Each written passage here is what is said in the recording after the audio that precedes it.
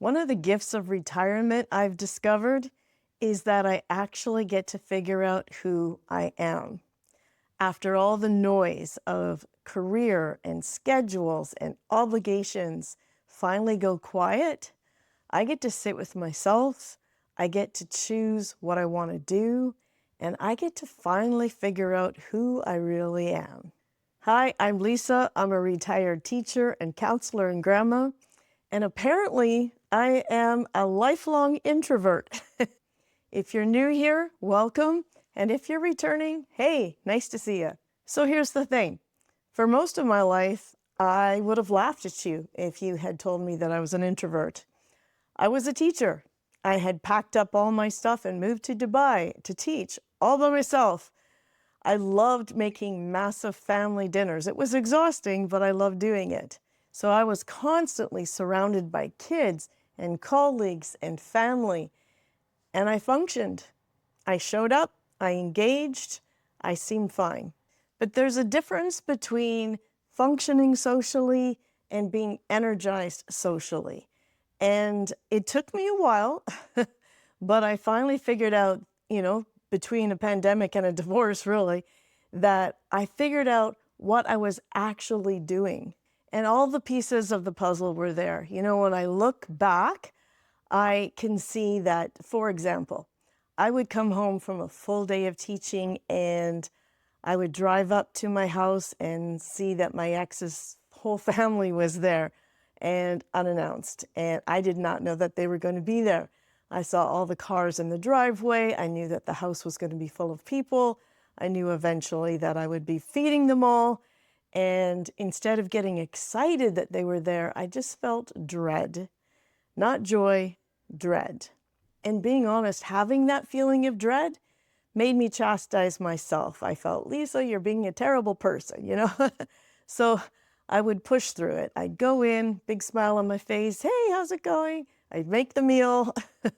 And then by the end of the night, I was absolutely exhausted and I had nothing left in the tank. I was depleted. And then in the morning, I'd wake up and I'd be exhausted and have to start the day basically on an empty tank. And at the time, I thought, well, I'm just tired because I put in a full day at work and I kind of put in a lot of work when I got home. So of course I'm tired, right? It makes sense. But here's what I didn't understand at that point. My home was my refuge. It was my safe place.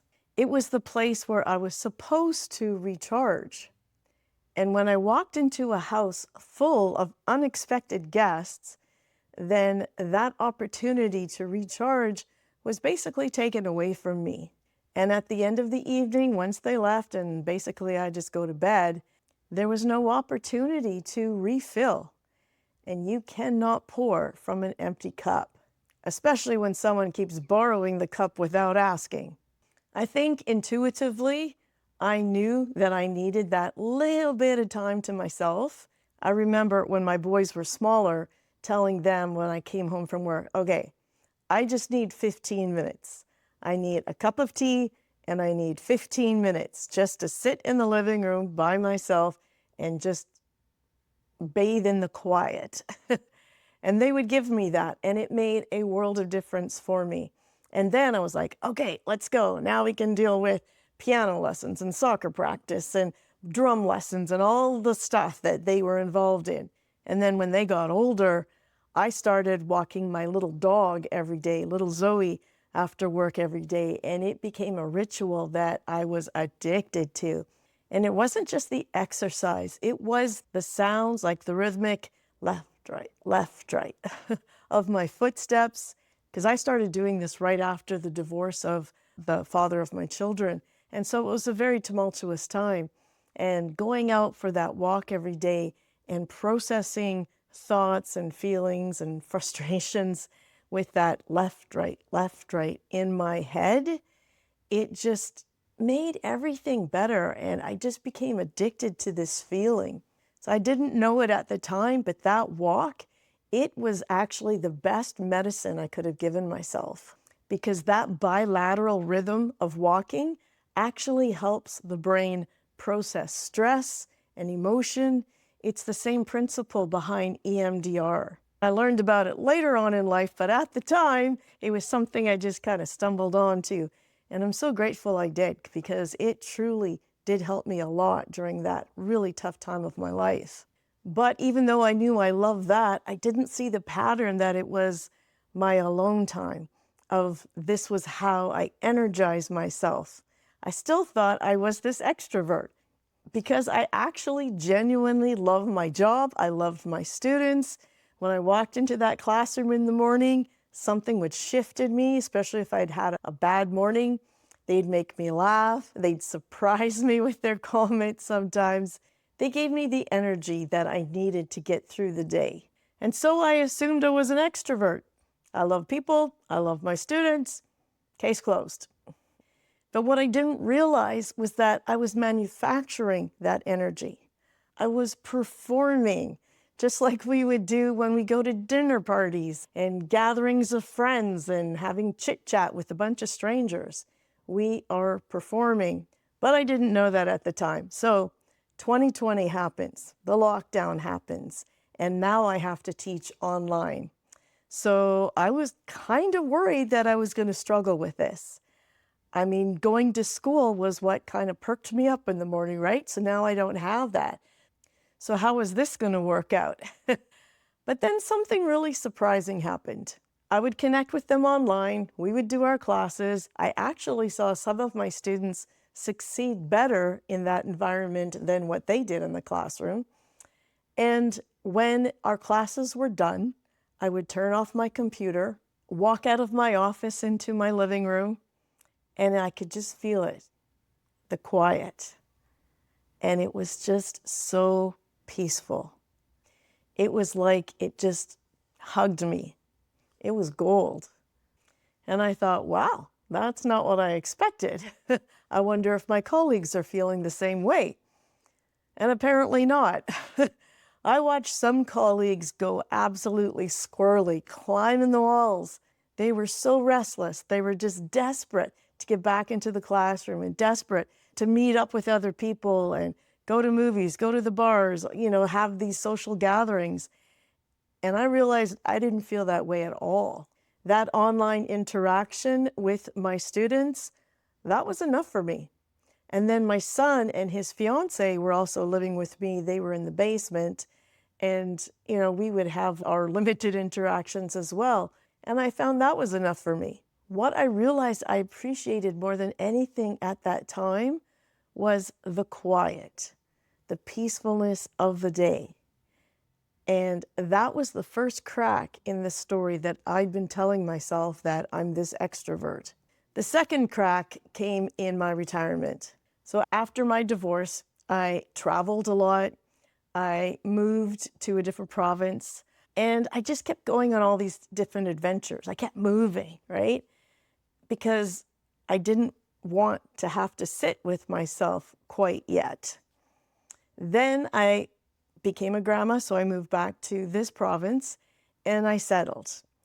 And once I settled, that is when real life kicked in.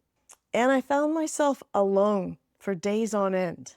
And here's what I expected to feel: worried, lonely, like something was wrong. But here's what I actually felt: good. I found I liked the quiet. I liked the really slow rhythm of my days. I liked belonging entirely to myself. So my schedule, my pace, my choices. I did do the I should haves, like, Lisa, you should be socializing. Lisa, you should be going to the gym or going for walks, or you should be meeting people. You should be exploring your city. What's going on with you? Are you becoming a hermit? Are you depressed? Are you isolating yourself? I had all these questions going on in my head. But I came to realize that what I was doing was decompressing and finding that peace that had eluded me for so long in my life. I wasn't withdrawing from life. I was peeling back the layers of me and just sitting with me and figuring out this: what do I want? Who are you? What direction do you want to go in? And enjoying my critters.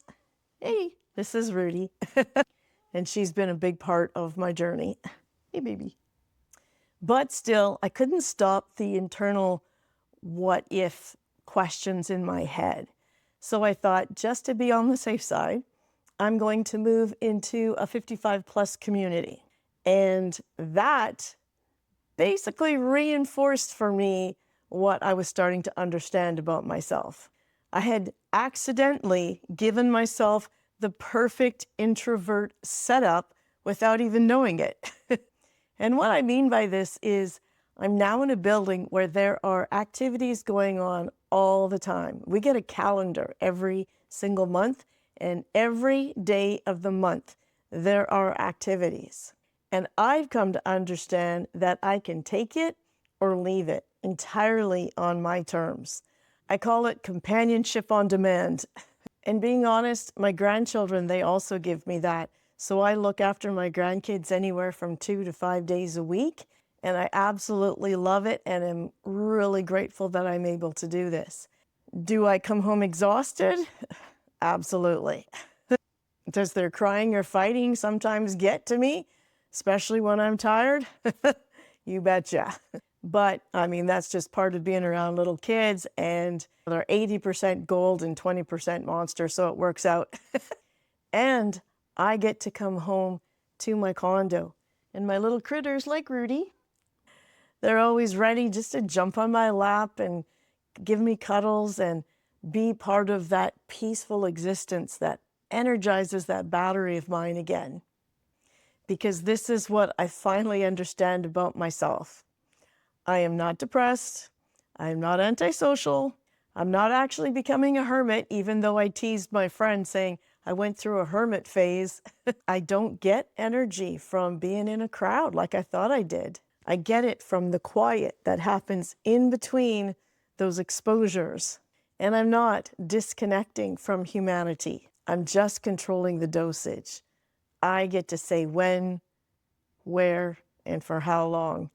And it feels really good to be in the driver's seat of that part of my life, finally. So you know what? Retirement gave me a lot of things. I would highly recommend it.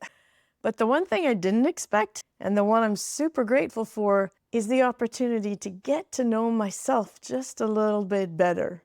And as it turns out, I'm pretty good company. Right, Rudy? Yeah.